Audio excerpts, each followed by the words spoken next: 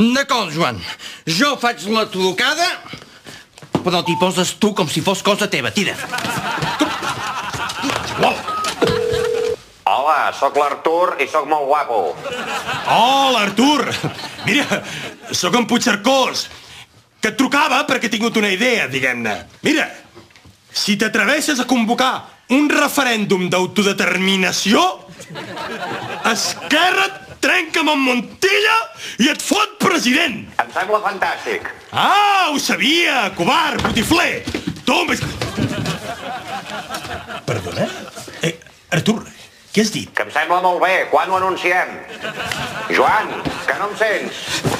Escolta'm, Artur, que ja et trucarem, Aviseu amb temps, que vull fer-me un raig uva per l'acte d'investidura.